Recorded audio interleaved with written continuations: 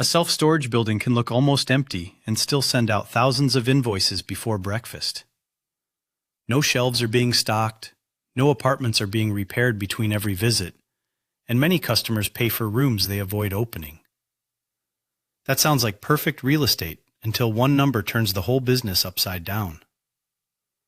Economic occupancy is not the same thing as full hallways. From the road, self-storage appears to be a collection of metal doors protecting forgotten furniture. Everything visible is real, but almost none of it explains the return on capital. Ask what would still be valuable if the building, vehicle, or equipment were hidden from view. The operator is selling secure, flexible possession of cubic space, plus the emotional option to postpone a decision about what to throw away. Once you see the product that way, the business stops looking simple and starts looking logical. Follow one ordinary transaction. A customer rents online, receives a gate code, moves in, and begins an automatically renewing relationship. The unit may sit untouched for months, but access control, security, collections, and the promise of a dry room must work every day. To the buyer, it feels like one service. Inside the company, it is a sequence of handoffs, clocks, and costs.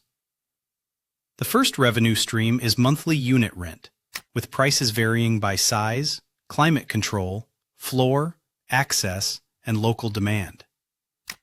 Its quality depends on frequency, incremental cost, collection speed, and what it does to the bottleneck.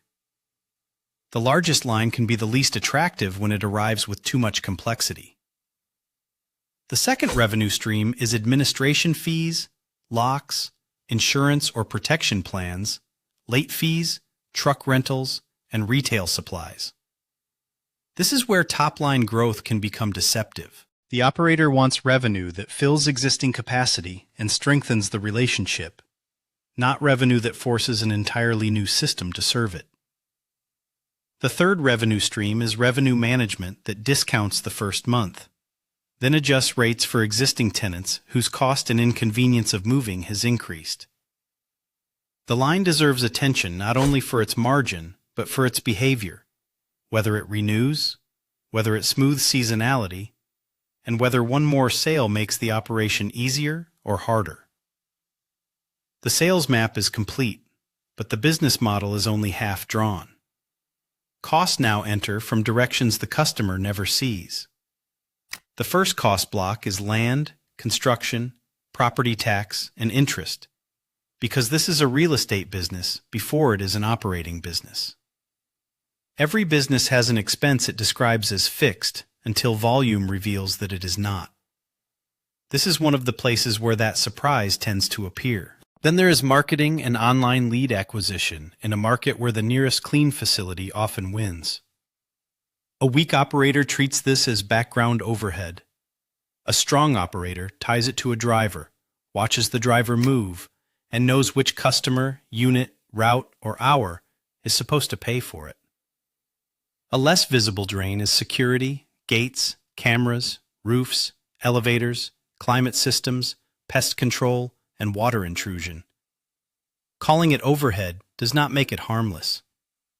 The owner needs a measurable cause, a warning level, and a rule for passing the cost into price or capacity planning. Finally, the owner has to absorb delinquencies, auctions, customer support, insurance, and the reputational cost of aggressive rate increases. This expense becomes dangerous when it grows quietly while the sales report still looks healthy. Good operators force it back to the unit that created it. Take 500 rentable units at a listed average of $120 a month. At 90% physical occupancy, the building appears to generate $54,000 a month. But if discounts, delinquency, bad debt, and below-market legacy rates reduce collected rent to $47,000, the economic occupancy is telling a different story. A $5 increase across 450 occupied units adds more than $2,000 a month with almost no new physical cost. Lose 40 tenants after pushing too hard, and the elevator, tax bill, and loan payment do not shrink with them. The simplified math is not a promise of industry returns. It is a flashlight. It reveals the variable that deserves to be measured before a glossy revenue chart persuades the owner to expand. Rent arrives in advance and renews automatically, while many operating costs are predictable. The danger sits in debt resets, property tax reassessments, and capital repairs that arrive in large, lumpy pieces.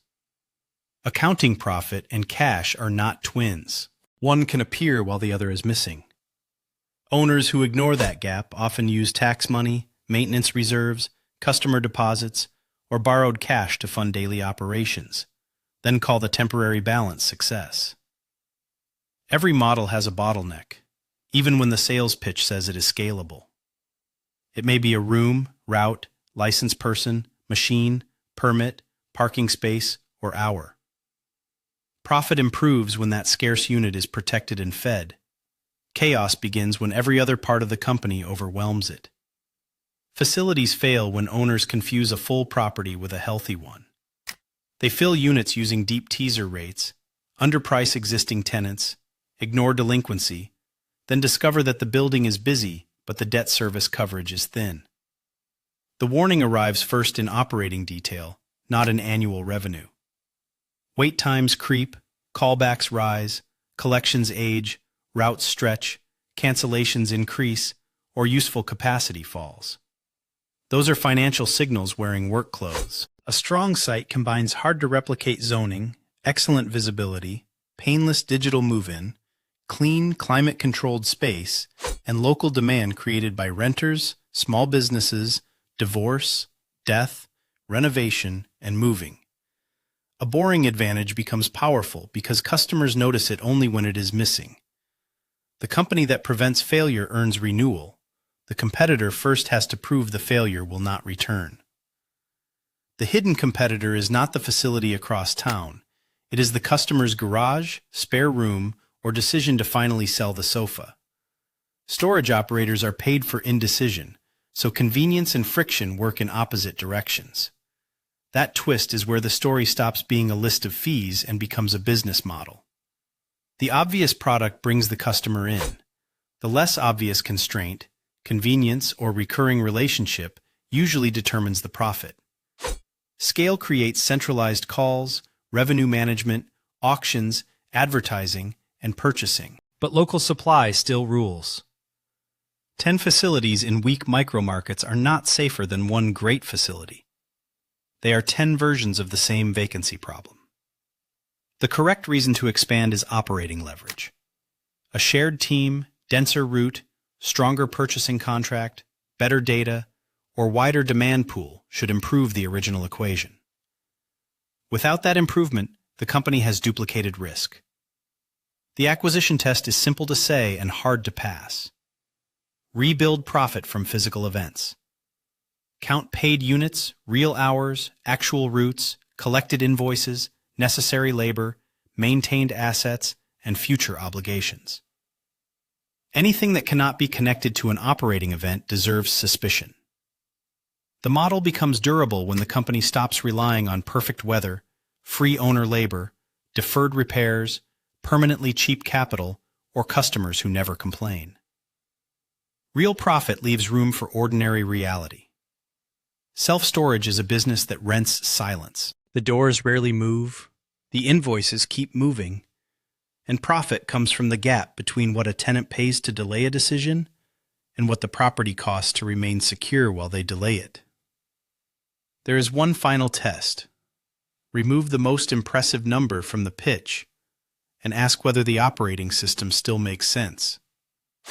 If the answer depends on perfect utilization, endless price increases, free owner labor, or equipment that never fails, the profit is an illustration, not a business.